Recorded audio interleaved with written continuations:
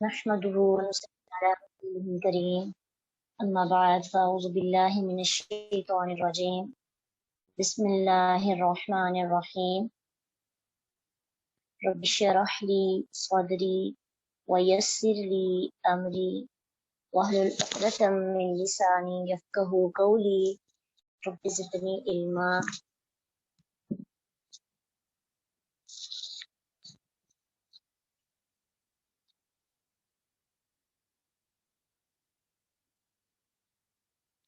27 سے والذین اور وہ جنہوں نے کسبو کمائیں السیئاتی برائیاں، سیئاتن کی جمع ہے سیئات، جزاء تو بدلہ ہے، جزا ہے سیئاتن برائی کا، بمثلہا اسی کی مانند، بمثلی مانند، ہاں اسی کی، کس کی؟ برائی کی مانند. ہاں جو پروناؤن ہے سیئاتن کے لیے استعمال کیا گیا ہے. سیئاتن جو ہے یا سیئاتن جو ہے وہ کیونکہ مؤنث ہے تو اس لیے اس کا پروناؤن بھی کیا ہے؟ مؤنث. اب آپ کو سب کو اس چیز کا تو پتہ چل گیا ہوگا کہ مذکر کے لیے کون سا پروناؤن استعمال کیا جاتا ہے واحد کے لیے، اور مؤنث کے لیے کون سا پروناؤن یوز کیا جاتا ہے. مذکر کے لیے ہو اور مؤنث کے لیے ہا.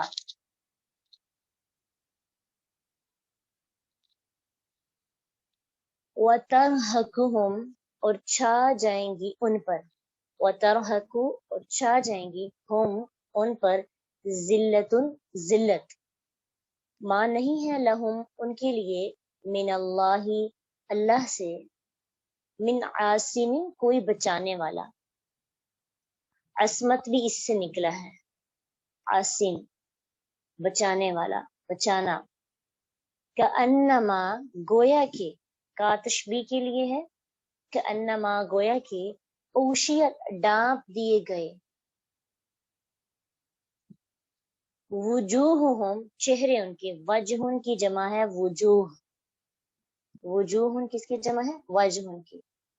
وجوہہم چہرے، ہم ان کے، قطعاً ٹکڑوں سے، من اللیل رات کے، مظلماً تاریک، اولئک یہی لوگ ہیں، یہی ہیں وہ، اصحاب الساتی صاحب کی جمع ہے اصحاب، الناری آگ کے، ہم وہ، فیہا اس میں، کس میں؟ نار میں. نار جو ہے یہ مونس سمائی ہے، اس میں مونس کی کوئی ظاہری علامت تو نہیں پائی جاتی، لیکن عربوں نے اس کو مونس کہا تو ہمیں ان کی بات ماننی ہوگی.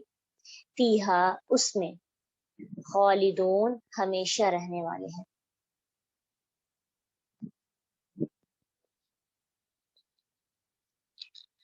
کل ہم نے اچھائی کے بارے میں پڑھا کہ جو لوگ نیکیاں کرتے ہیں، نیک اعمال کرتے ہیں، ان کو بدلہ دیا جائے گا، اور ساتھ یہ بھی پڑھا تھا کہ ان کو زیادہ بدلہ دیا جائے گا. ایک تو ان کی حسنہ یعنی بلائی، ان کے ساتھ اچھا بدلہ ہوگا، وزیادت اور زیادہ بھی دیا جائے گا محسنین کو. اب ان لوگوں کی حالت بیان کی جا رہی ہے جو برائیوں کا ارتکاب کرتے ہیں، جو برے کام کرتے ہیں. اللہ کا انصاف دیکھیے، اللہ کی رحمت دیکھیے کہ نیکی کا بدلہ اچھا ہوگا اور زیادہ بھی ہوگا. دیدار الہی کی صورت میں انسان کو ایکسٹرا بونس بھی دیا جائے. بتایا جا رہا ہے کہ برائی خواہ کوئی بھی ہو، چھوٹی ہو بڑی ہو، بمثلہا برائی کا بدلہ اتنا ہی ہوگا جتنی برائی کی جائے گی، اس سے زیادہ کئی گنا نہیں ملے گا.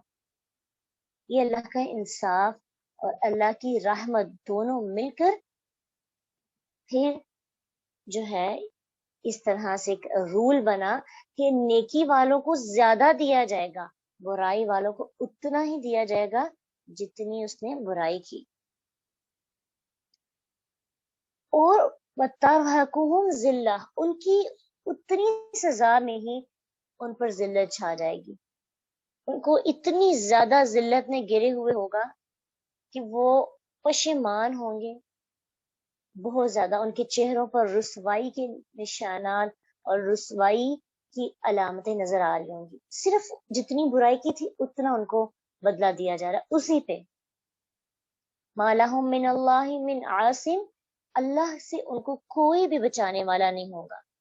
دنیا کے اندر بھی انسان کو اللہ سے کوئی نہیں بچا سکتا، لیکن انسان دنیا کے اندر پلاننگز کر کے سہارے تلاش کرتا رہتا ہے. اگر سے بچ بھی جائے تو وہ اللہ ہی کی مدد سے بچتا ہے، لیکن کریڈٹ وہ دوسروں کو دیتا رہتا ہے کہ میں نے فلاں طریقے سے اپنی مراد حاصل کر لی. لیکن آخرت کے اندر تو انسان کوئی ہیلے بہانے سے کسی بھی پلاننگ سے مدد نہیں حاصل کر سکے گا. سارے اسباب ختم ہو جائیں گے. ہر ایک کو یقین آ جائے گا کہ اب اللہ کی پکڑ اور اس کے عذاب سے ہمیں کوئی بھی نہیں بچا سکتا. سورۃ قیامہ کے اندر اللہ سبحانہ تعالیٰ فرماتے ہیں یقول الانسان یومئذ این المفر، اور انسان اس دن کہے گا بھاگنے کی جگہ کہاں ہے، کہ مجھے کوئی جگہ ملے اور میں بھاگ جاؤں. کلا لا وزر، ہرگز نہیں پناہ کی جگہ، کوئی بھی اس کو جگہ نہیں ملے گی. الی ربک یومئذ المستقر، اس دن تیرے رب ہی کی طرف ٹھہرنا ہے. انسان چھپ نہیں سکے گا، انسان کو کوئی کارنر نہیں ملے گا اپنے آپ کو بچا کر بیٹھانے کے لیے. کہیں بھی لوگوں کے پیچھے پیچھے بھی چھپے گا نا تو اللہ کو نظر آئے گا. کوئی کسی کی مدد نہیں کر سکتا. سوچیں، امیجن کریں اس دنیا کے اندر کتنی زیادہ مخلوق ہے، کتنے زیادہ لوگ ہیں.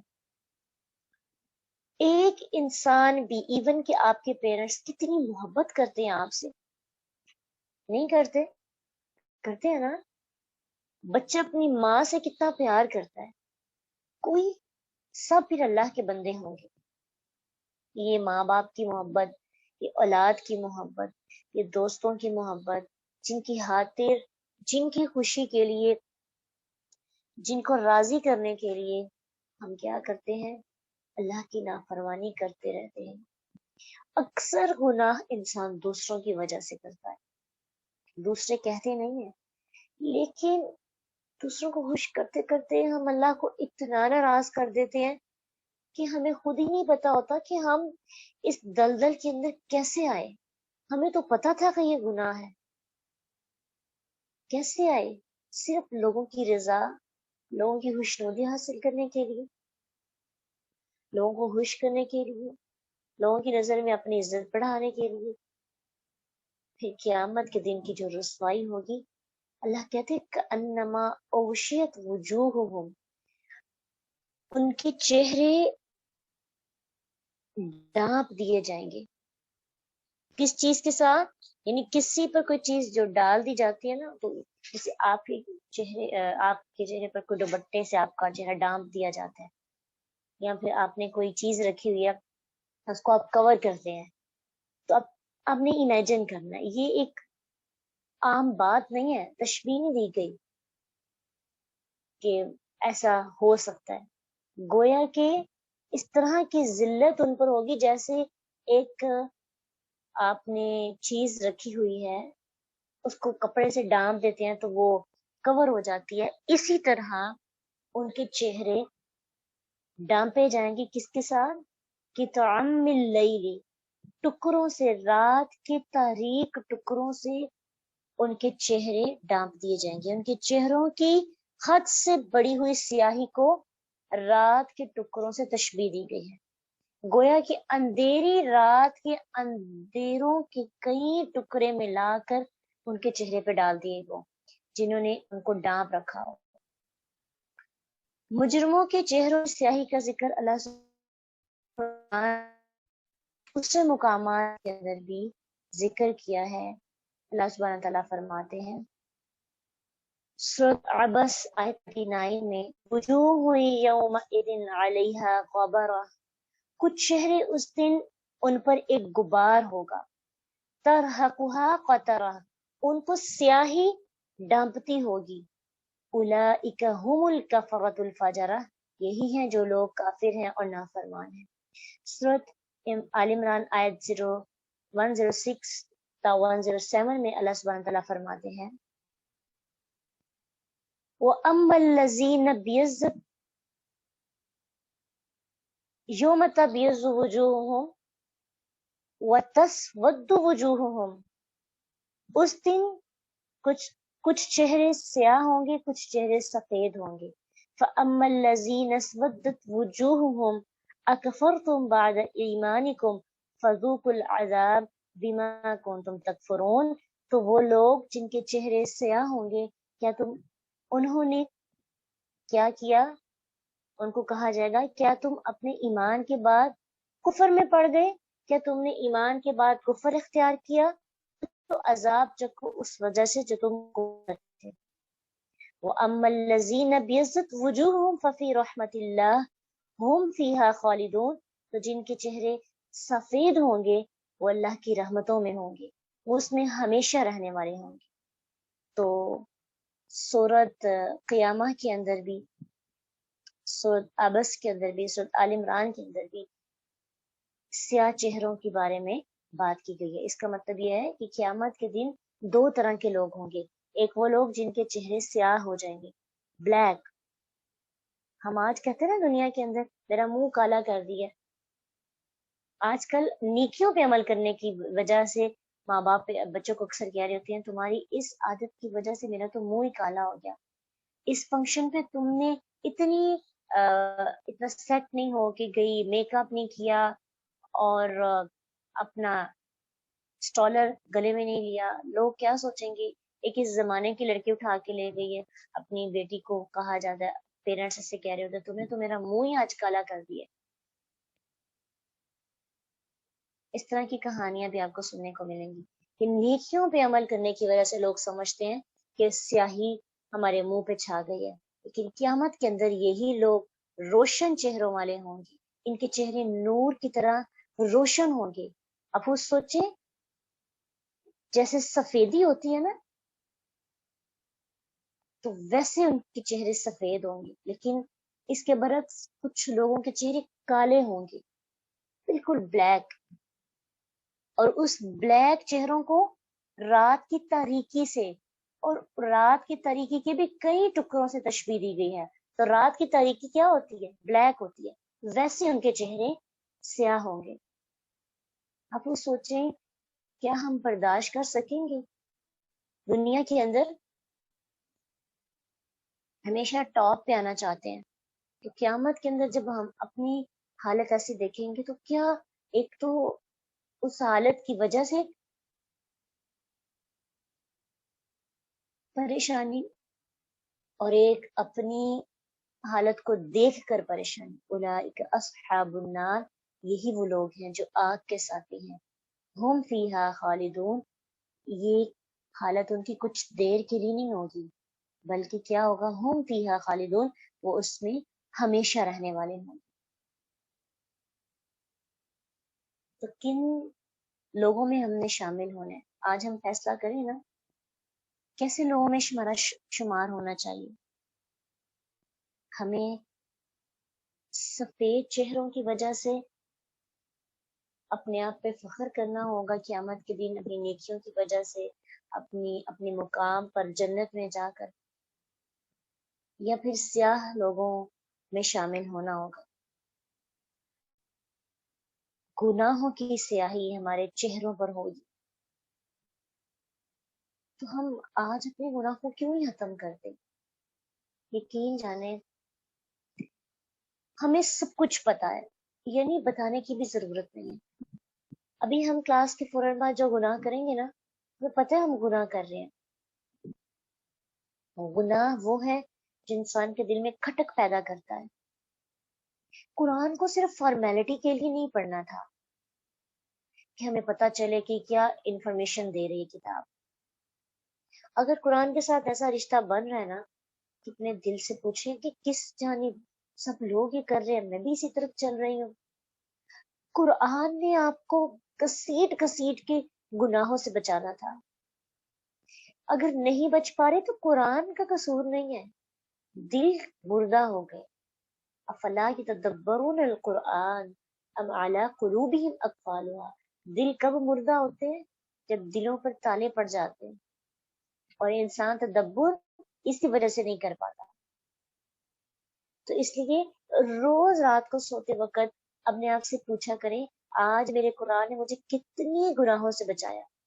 آج میں نے اپنے چہرے کو، اب دیکھیں آج کل بہت کم لوگ ہیں جن کا رنگ سانولا ہوتا ہے. یہ نہیں ہے کہ قدرتی طور پر وہ بچپن میں ان کا رنگ سانولا نہیں تھا، یا بائی برتھ ان کا رنگ سانولا نہیں. بائی برتھ بہت سے لوگوں کا رنگ سانولا ہوتا ہے، لیکن کچھ ایسے کیمیکلز ہیں، کریم لگا کر ہم اپنے چہروں کو روشن کر لیتے ہیں اور سفید کر لیتے ہیں. اتنا زیادہ سفید کر لیتے ہیں کہ وہ اوریجنل کلر سے بھی زیادہ سفید نظر آتا ہے. لوگوں کو اٹریکشن اس پہ محسوس ہونے لگتی ہے. قیامت کے دن کسی قسم کی کریم نہیں ہوگی، کوئی کیمیکلز نہیں ہوں گے. کس طرح چہروں کو وائٹ کریں گے؟ بلیک چہروں کو کیسے وائٹ کیا جائے گا؟ سوچیں، دنیا کے اندر آپ اپنے بلیک چہروں کی وجہ سے کتنی احساس کمتری کا شکار ہو جاتے ہیں. اپنے چہرے کے داغوں کو مٹانے کے لیے کوششیں کرتے ہیں. تو آخرت کی کوشش پہ دنیا میں کرنی پڑے گی.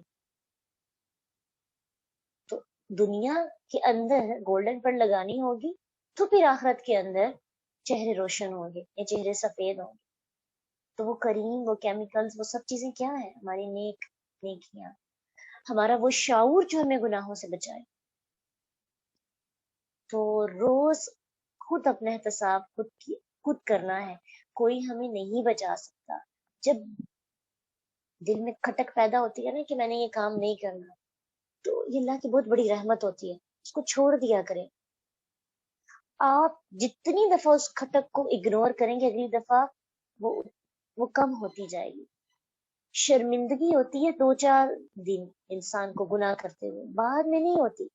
انسان کا وہ کہتے ہیں نا کھل جاتا ہے، جھجک کھل جاتی ہے، جھجک ختم ہو جاتی ہے. اس لیے ہمیں دنیا کے اندر کوشش کرنی ہے اپنے آخرت کی زندگی کے اندر اپنے چہروں کو روشن کرنے کے لیے. وَيَوْمَ نَحْشُرُهُمْ جَمِيعًا، جس دن ہم سب کو اکٹھا کریں گے، سب کو، کوئی بندہ بھی نہیں ہوگا جو رہ جائے گا.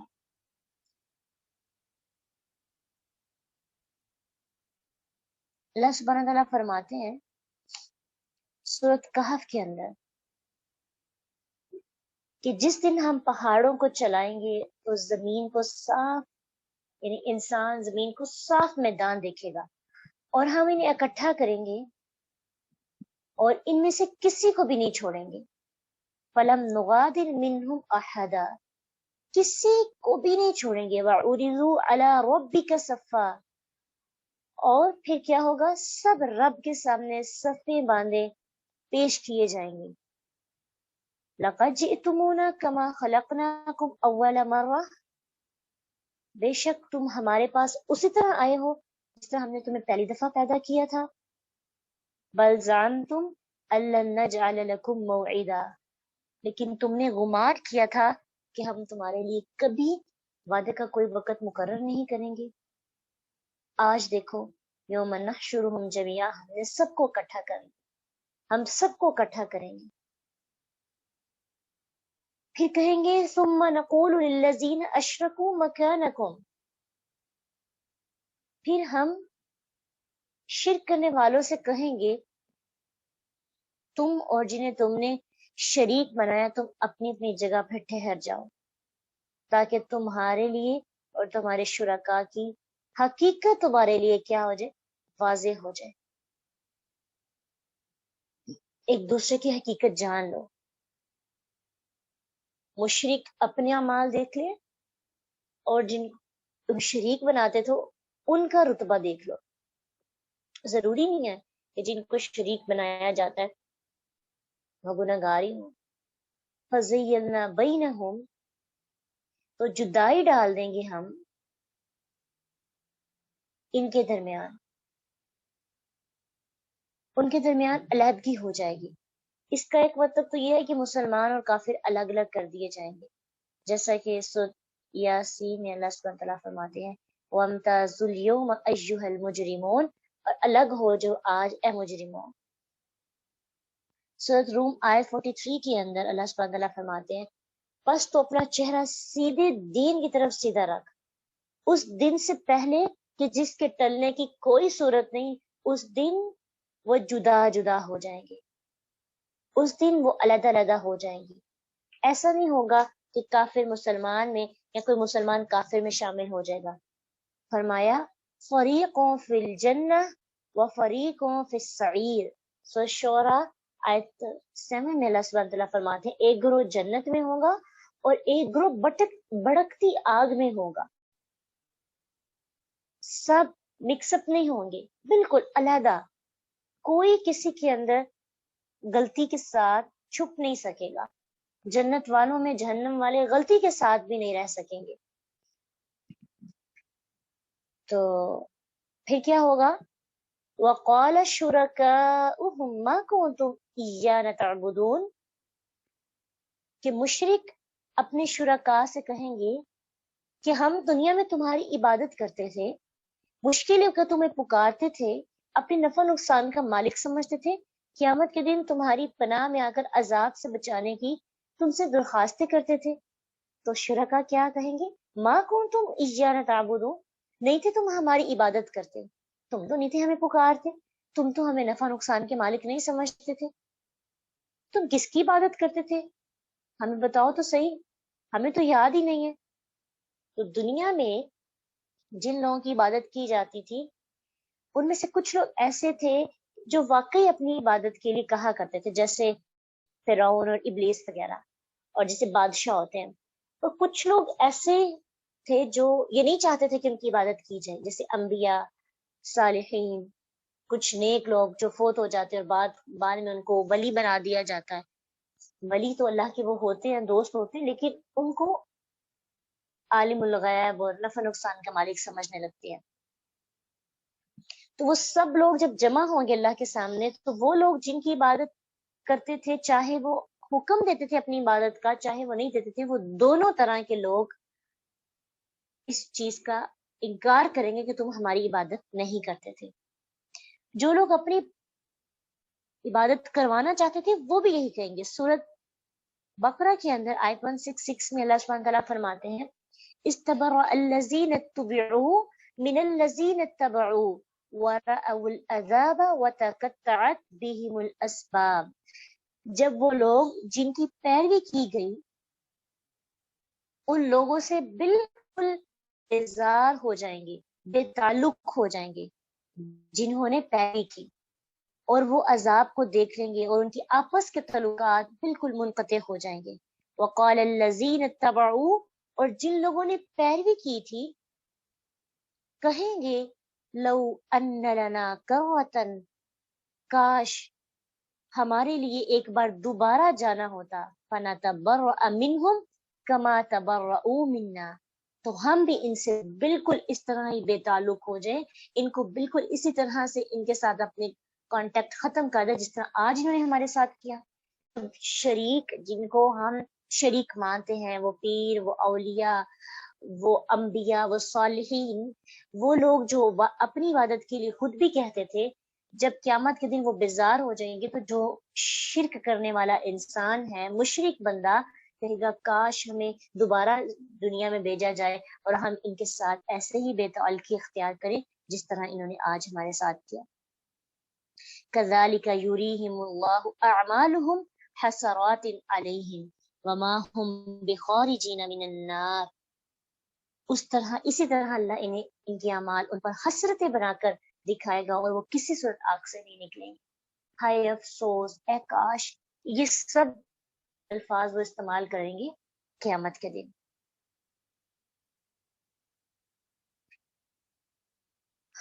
تو کیا کس طرح سے ہم اپنی ناکامی کو دیکھیں گے؟ اس لیے دنیا کے اندر ہی ہمیں سوچنا چاہیے کہ ہم کیا کر رہے ہیں، کیسے اعمال ہیں جو ہم اپنا رہے ہیں. اور قیامت کے دن جو لوگ شریک ہیں، شرکاء ہیں، یہ جو بے تعلقی اور لا تعلقی کا اظہار کریں گے، اس کی کئی وجوہات ہو سکتی ہیں. 4 مین وجہ ہیں جو بتائی جاتی ہیں. سب کہ مشرک جو ہے کو بھی عالم الغیب اور اپنے حالات سے واقف، فریاد سننے والا، سمجھنے والا، یہ سمجھ کر دن رات یا علی یا حسن یا حسین یا دستگیر یا داتا یا داتا گنج بخش، اس طرح سے مشکل کشا پکارتا رہتا ہے، جبکہ ان تمام حضرات کو بالکل بھی اس بارے میں علم نہیں ہوتا کہ ان کو ایسے پکارا جا رہا ہے. تو پھر کیا ہوگا کہ جب قیامت کے دن ان لوگوں کو اٹھایا جائے گا نا، تو یہی تمام لوگ جن کو وہ پکارتے تھے یہ ان کے دشمن بن جائیں گے. سورۃ احقاف آیت 5 اور 6 میں اللہ سبحانہ تعالیٰ فرماتے ہیں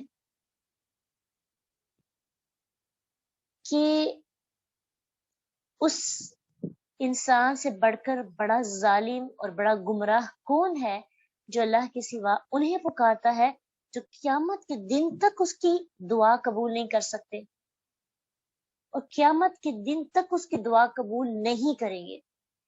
اور ایسے لوگ ان کے پکارنے سے بالکل بے خبر ہیں. جب سب لوگوں کو اکٹھا کیا جائے گا تو وہ ان کے دشمن ہوں گے اور ان کی عبادت سے منکر ہو جائیں گے. وَقَانُوا بِعِبَادَتِهِمْ كَافِرِينَ، کہیں گے ہمیں تو نہیں پتا کہ تم ہماری عبادت کرتے تھے. تو جن کو آج ہم مشکل کشا، حاجت روا سمجھتے ہیں، قیامت کے دن وہ بالکل اس چیز سے بے خبر ہوں گے اور انکار کر دیں. اس طرح دوسری وجہ انکار کرنے کی یہ ہوگی کہ مشرک لوگوں کا عقیدہ مشرک لوگوں کا یہ عقیدہ تھا کہ اللہ کے سوا، چاہے اللہ کے ساتھ شریک نہیں ٹھہراتے تھے، کہتے تھے اللہ کے سوا اور بھی نفع نقصان کا مالک ہے. ان کو لگتا تھا کہ قیامت کے دن یہ جو ہمارے اولیاء اور بزرگ ہیں یہ ہمیں نقصان سے بچا لیں. حالانکہ قرآن کے اندر قرآن اترا ہی یہ بتانے کے لیے تھا کہ اللہ کے سوا کوئی نفع نہیں، نہ نقصان پہنچا سکتا، نہ نفع پہنچا سکتا ہے، نہ ہی انسان کو نقصان پہنچا سکتا ہے. تو قیامت کے دن جب لوگ اپنے شرکاء سے کہیں گے کہ ہمیں بچائیں، تو وہ شرکاء کہیں گے ہمارے پاس تو کوئی اختیار نہیں، پتہ نہیں تم کس کو پکارتے تھے، ہمیں تو علم نہیں ہے، ہمارے اللہ نے ہمیں نفع نقصان کا کوئی اختیار ہی نہیں دیا، ہم خود کو نہیں بچا پائیں گے اگر ہماری غلطی سامنے آ جائے گی. سورۃ یونس کے اندر، اسی سورت کے اندر اللہ سبحانہ تعالیٰ فرماتے ہیں کہ اللہ کو چھوڑ کر اس چیز کو مت پکارو جو نہ تجھے نفع دے سکتی ہے نہ نقصان. اگر تو نے ایسا کیا تو اس وقت تو بہت بڑا ظالم ہوگا، اور اگر اللہ تجھے کوئی تکلیف پہنچائے تو اس کے سوا اسے کوئی دور کرنے والا نہیں، اور اگر وہ تیرے ساتھ کسی بلائی کا ارادہ کرتا ہے تو کوئی انسان اس فضل کو تجھ سے دور نہیں کر سکتا. اللہ اپنے بندوں میں سے جس کو چاہے پہنچا دیتا ہے اپنا فضل، اور وہی بے حد بخشنے والا، نہایت رحم کرنے والا ہے. تو نفع نقصان کی ساری اتھارٹی کس کے پاس ہے؟ اللہ کے پاس. نہیں دیا گیا اور نہ ہی یہ اختیار دیا گیا ہے وہ کسی کو نقصان پہنچا سکے. یہ سارے کے سارے اختیارات صرف اللہ کے پاس ہے. قرآن بڑا پڑا ہے ان تمام آیات سے، لیکن ہم لوگ سب کچھ جان کر، مجھے لگتا ہے شرک کرنے والے نے نا، مشرک بندہ اگر قرآن پڑھ لے نا وہ مشرک نہیں رہتا. چیزیں صاف اور کلیئر کٹ بتائی گئی ہیں، کسی قسم کی گول گول باتیں نہیں کی گئی. آج ہم تو کسی کو سمجھاتے وقت گول گول باتیں کر دیتے نا، کہیں کسی کو برا نہ لگ جائے، لیکن اللہ اس چیز سے بے نیاز ہے. اللہ نے حق بات کو واضح طور پر بتایا. کھول کھول کے بتایا. سورہ زمر کے اندر اللہ سبحانہ تعالیٰ فرماتے ہیں اگر تو ان سے پوچھے کہ آسمان اور زمین کو کس نے پیدا کیا تو وہ ضرور کہیں گے کہ اللہ نے پیدا کیا. تو ان کو کہو کیا تم نے دیکھا کہ وہ ہستیاں جنہیں تم اللہ کے سوا پکارتے ہو اگر اللہ مجھے کوئی نقصان پہنچانے کا ارادہ کرے تو کیا وہ اس نقصان کو ہٹانے والی ہیں؟ جن کو تم جا کر جن کے در پہ جا کر سجدہ ریزی کرتے ہو پکارتے ہو مشکل آتی ہے تو جا کے وہاں پہ منتیں مانگتے ہو جا کے وہاں پہ دیگیں چڑھاتے ہو اور سمجھتے ہو کہ یہ درباروں کے اور ان دروں کے چکر کاٹنے سے تمہارے معاملہ ٹھیک ہو گیا تو چلو ایک کام کرو اگر اللہ مجھے تکلیف پہنچانا چاہے تو ان کو کہو کہ مجھ سے تکلیف کو ختم کر دیں. اور ان سے پوچھو کہ اگر اللہ مجھ پہ کوئی مہربانی کرنا چاہے تو کیا وہ اس کی رحمت کو روکنے والی ہے؟ جیسے کہا جاتا ہے نا ہمارے دور میں میں نے یہ سوچا تھا کہ میں یہ کروں گی فلاں میرا یہ کام ہو گیا تو میں نے اس منت کو پورا کرنا ہے اگر میں نے یہ نہ پوری کی تو میرا نقصان ہو جائے گا. کوئی آپ کو نقصان نہیں پہنچا سکتا کوئی آپ کو نفع نہیں دے سکتا سوائے اللہ کی ذات کی. قیامت کے دن بھی یہی ہوگا یہی تو بھول ہے جس کی وجہ سے قیامت کے دن ناکامی ہوگی اور پھر وہ لوگ کہیں گے کاش ہم دوبارہ واپس دنیا کے اندر چلے جائیں کاش کے دوبارہ چلے جائیں. اس لیے دنیا کے اندر اللہ ہمیں سکھا رہے ہیں بتا رہے ہیں ان سب باتوں پر ہمارا ایمان ہے کہ اللہ کی ذات کے سوا کسی کی بد دعا ہمیں نقصان نہیں پہنچا سکتی اگر ہم نے ظلم نہیں کیا. ٹھیک ہے مطلب اگر کوئی غیر جیسے آپ نے کسی کے ساتھ وعدہ کیا ہوتا ہے کہ میں یہ کام کروں گی اب وہ آپ کام نہیں کرتے وہ کام اگر غیر شرعی ہے تو آپ اگر نہ بھی کریں تو کوئی ایشو نہیں کیونکہ حدیث میں آتا ہے کہ محلوق کی اطاعت جس میں خالق کی نافرمانی ہوتی ہو وہ جائز نہیں ہے. اکثر ایسے ہوتا ہے نا آپ نے کہا ہوتا ہے کہ میں فلاں دربار پہ یہ وعدہ کر کے آئی تھی یا میں نے فلاں بزرگ سے یہ وعدہ کیا تھا کہ میرا یہ کام ٹھیک ہوگا تو میں نے یہ کرنا ہے تو شرک والا کام ہوتا ہے. اب آپ کہیں گے کہ میں نے تو منت مانگی تھی اب آج مجھے ہدایت مل گئی ہے تو میرا تو نقصان ہو جائے گا. اس وقت آپ کے لیے یہ کافی ہے کہ یہ سوچے کہ یہ غیر شرعی کام ہے اگر میں نے مانگی بھی تھی منت یا میں نے کوئی ایسا کام سوچا بھی تھا اب مجھے اللہ نے ہدایت دے دی مجھے سمجھ دے دی تو مجھ پہ لازم نہیں ہے کہ میں اس کو پورا کروں. ایسے ہی جب آپ کو کہا جاتا ہے نا کہ آپ اپنا بریک اپ کر دیں اور غیر محرم کے ساتھ رشتہ توڑ دیں تو اکثر لوگوں کا یہ جواب ہوتا ہے کہ فلاں بندے کا دل ٹوٹ جائے گا اور اس کے دل ٹوٹنے سے اس کی بد دعا مجھے پہنچے گی میں نے اسے وعدے کیے تھے ساتھ رہنے کے. تو اس میں بھی یہی کانسیپٹ ہے کہ مخلوق کی اطاعت جس میں خالق کی نافرمانی ہوتی ہو وہ لازم نہیں ہے کہ اس کو پورا کیا جائے وہ وعدے نبھائے جائیں. فرسٹ پریورٹی پریفر کس کو کرنا ہے اللہ کی اطاعت کو. اگر اللہ کی نافرمانی ہوتی ہے تو ہمیں ان سب چیزوں سے بے فکر ہو جانا چاہیے. آپ کی آیات جو ہے نا آپ کو انشاءاللہ سینڈ کر دی جائیں گے اس کے اندر ایڈ نہیں ہے آج. یہ تھے دو وجہیں جس کی وجہ سے قیامت کے دن وہ لوگ بے تعلق ہو جائیں گے. تیسری وجہ یہ ہے کہ مشرک لوگ حقیقت میں نا اپنے وہم اور گمان کے بنائے ہوئے مشکل کشاؤں کی پوجا کر رہے ہوتے ہیں ان کی پرستش کرتے ہیں ان کو مانتے ہیں ان کی عبادت کرتے ہیں خود ہی اپنے گمان سے جبکہ ان لوگوں کو جن کو یہ پکار رہے ہوتے ہیں ان کو کوئی بھی خبر نہیں ہوتی ان میں سے ایک بھی اللہ کا شریک نہیں ہوتا اور نہ کسی اختیار کا مالک ہوتا ہے. اپنے گمان کی وجہ سے ایسا کر رہے ہوتے ہیں اور قیامت کے دن ایسے لوگوں کو نا جن کو وہ اپنے گمان سے ہی بیٹھے بیٹھے ہی ذہنوں میں ہی سوچنا شروع کر دیں گے فلاں بندہ بڑا اچھا ہے مشکل اس سے مشکلیں دور ہوتی ہیں فلاں بندے نے مجھے فلاں عمل بتایا تو میں نے کیا تو اس کی وجہ سے جو ہے اس کی نظر کی وجہ سے اس کی مجھ پہ نظر ہے یا پھر اس کا میرے پیچھے ہاتھ ہے تو مجھے نقصان نہیں پہنچتا. تو اللہ سبحانہ تعالیٰ انسان کی ہر حقیقت کو قرآن میں کھول کے بتاتے ہیں کہ انسان کس کس طرح سے اللہ تعالیٰ کی نافرمانی کرتا ہے. تو قیامت کے دن ان تمام لوگوں کو غصہ آئے گا جن کو ہم نے اپنے ہی گمان کے اندر بڑا رتبہ اور مقام دیا ہوتا ہے.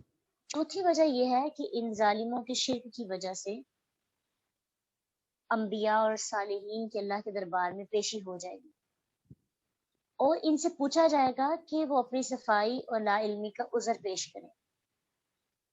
تو پھر قیامت کے دن جب یہ لوگ صاف ستھرا انکار کریں گے اور کہیں گے کہ انہوں نے ہمیں نہیں ان کو کہا تھا کہ ہمیں پکاریں.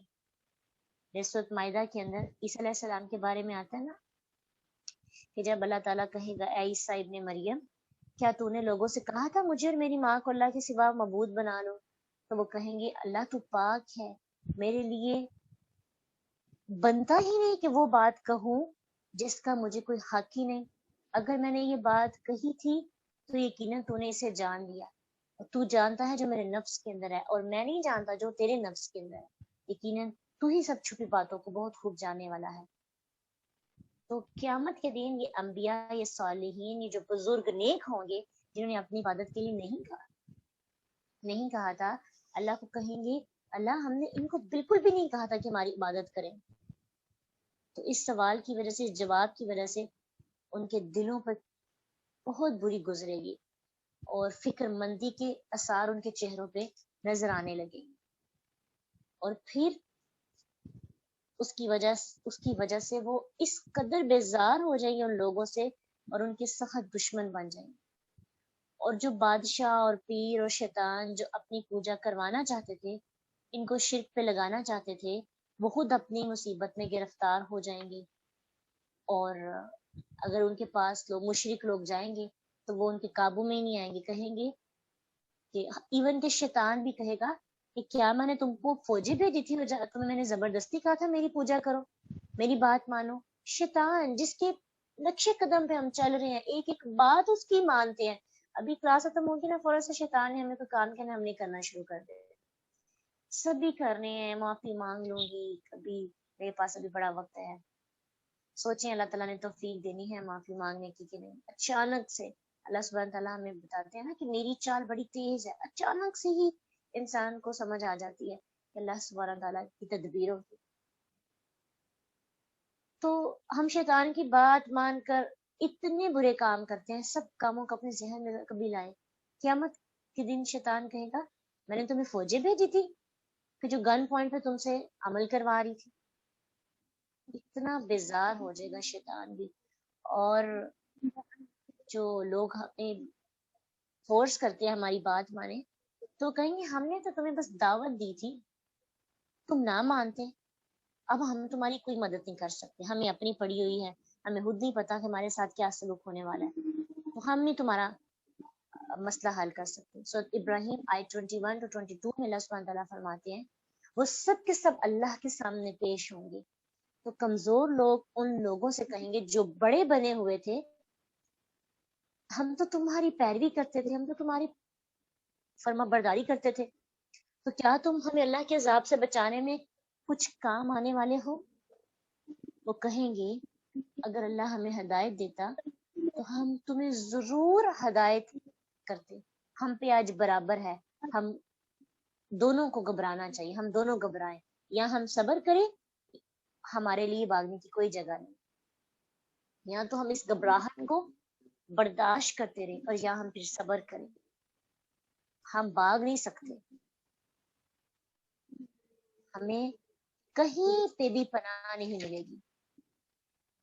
تو شرک کی اتنی وضاحت ہے قرآن کے اندر, سوچیں کہ ان سب لوگوں کو جو شرک کرتے ہیں اگر قرآن کی طرف لے آیا جائے تو ان کا شرک ختم ہو سکتا ہے.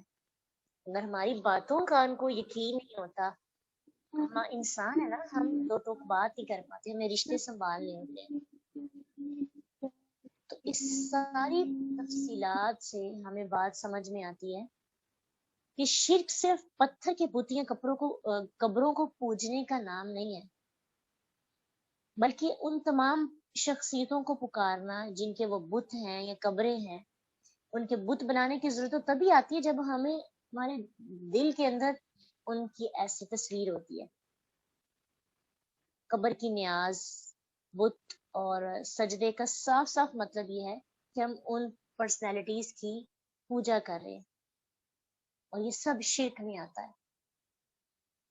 تو اس کا مطلب ہے امت محمدیہ کلمہ گو بھی مشرک ہو سکتا ہے، کلمہ پڑھنے والا بھی شرک کرتا ہے، اور آج کے دور میں تو شرک بہت عام ہو گیا ہے۔ قدم قدم پہ ہم ایسے الفاظ اور ایسی باتیں کرتے ہیں جو حقیقتاً شرک پہ مبنی ہوتی ہیں۔ ایسے کلمات، ایون کہ اللہ کے نبی کے بارے میں بھی کچھ ایسے قصیدے اور ایسی نعتیں پڑھی جاتی ہیں جس میں اللہ کے رسول کو خدائی کا درجہ دے دیا جاتا ہے، اللہ کے نبی کو ایسا مقام دیا جاتا ہے جو اللہ جیسا ہے، اللہ کے وہ محبوب پیغمبر ہیں، لیکن وہ خدا تو نہیں ہے، وہ اللہ تو نہیں ہے۔ تو اس لیے ہمیں اپنے اعمال کو دیکھنا ہے اور اس شرک کو ختم کرنے کی کوشش کرنی ہے۔ جو لوگ نہیں سمجھ رہے ان کے دل میں قرآن کی محبت پیدا کر دیں، قرآن کی طرف ان کو لے آئیں، قرآن خود ہی ان کو شرک سے بچائے گا۔ فکفا باللہ شہیدا، بس کافی ہے اللہ گواہ، بیننا ہمارے درمیان، و بینکم اور تمہارے درمیان، ان کننا عن عبادتکم لغافلین، بے شک ہم تمہاری عبادت سے غافل ہیں، ہمیں نہیں پتا کہ تم یہ کام کرتے تھے، ہماری عبادتیں کرتے تھے۔ ہنالکا، اسی جگہ، اسی وقت، اس موقع پر، تبلو جانچ لے گا، کلو نفس ہر نفس، ما اسلفت اس نے پہلے کیا، وردو اور وہ لوٹائے جائیں گے، اللہ اللہ کی طرف، مولاہم جو مولا ہے ان کا، الحق کی سچا، وضل اور گم ہو جائے گا، عنہم ما کانوا یفترون ان سے وہ تمام باتیں، وہ تمام لوگ جن کو وہ گڑھتے تھے، جو جھوٹ باندھتے تھے۔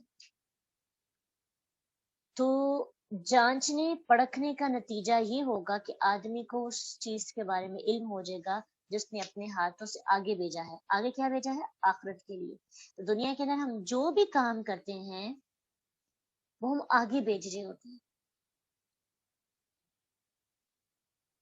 تو آگے بھیجنے والی چیزوں کو دیکھنا آج کے بعد، میرا اخلاق آگے کیا بھیج رہا ہے، میرے اعمال آگے کیا بھیج رہے ہیں، میری عبادت آگے کیا بھیج رہی ہے، میرے معاملات آگے کیا بھیج رہے ہیں۔ تو اپنی آگے بھیجنے والی چیزوں کو، اب دیکھیے ایک والدہ، اس نے اپنی بچی کو آگے بھیجنا ہوتا ہے اگلے گھر میں، تو کتنی پلاننگ کرتی ہے، جہیز بناتی ہے، ہر چیز کو اچھے طریقے کے ساتھ کوشش کرتی ہے کہ اس کی کوئی بات نہ کرے، آگے جانی ہوتی ہے چیزیں۔ اگلے گھر کی بچی ابھی چھوٹی سے ہوتی ہے تو اسے اگلے گھر کی باتیں سنانی شروع کر دیتے ہیں، تو تمہیں اگلے گھر جانا ہے، اگلے گھر کی پلاننگ شروع ہو جاتی ہے، یہ کام ایسے نہ کرو، اگلے گھر جاؤ گی تو پتہ چلے گا، اس کام سے رک جاؤ، اگلے گھر والے پتہ نہیں کیا سوچیں گے تمہارا یہ کام لے کر۔ تو پیرنٹس کو اس اگلے گھر کی بھی فکر کروانی چاہیے جو حقیقی گھر ہے، اس گھر کے لیے ہم کیا بھیج رہے ہیں، کیونکہ ہمیں اس کا شعور نہیں دیا جاتا، ہمیں اس کی طرف موٹیویٹ نہیں کیا جاتا۔ جب ایک عورت کو بچپن سے ہی اس کے سسرال اور اس اگلے گھر کی باتیں سنائی جاتی ہے، تو پھر وہ عورت اسی کو اپنی زندگی کا محور، اسی کو اپنی زندگی کا مرکز سمجھتی ہے کہ اگر اس کے سسرال والے اس سے خوش ہو جائیں گے تو اس نے بہت اچھے کام کر لیے، اس نے دنیا کے اندر دنیا فتح کر لی، اس نے کامیابی حاصل کر لی۔ اور پھر عورت جیسے ہی اس کا رشتہ جڑتا ہے تو وہ ان لوگوں کو خوش کرنے کے لیے کوششیں شروع کر دیتی ہے، ناجائز کام اور غیر شرعی کام بھی کرتی ہے ان لوگوں کو خوش کرنے کے لیے۔ کیوں؟ کیونکہ ہمارے پیرنٹس نے، ہمارے بڑوں نے ہمارے دماغ کے اندر یہ چیز ڈالی ہوتی ہے کہ ان کو خوش کرنا ہے، جیسے بھی ہو ان کو خوش کرنا ہے۔ تو یہ ہمیں شعور ہونا چاہیے نا، خوش ہم نے صرف اللہ کو کرنا ہے اور اللہ کی رضا کے لیے حامد کی اطاعت کرنی ہے۔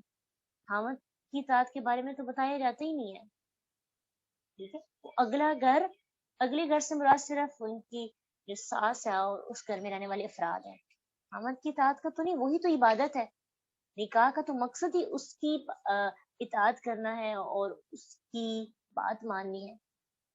لیکن بالکل اپوزٹ کام ہو رہے ہیں.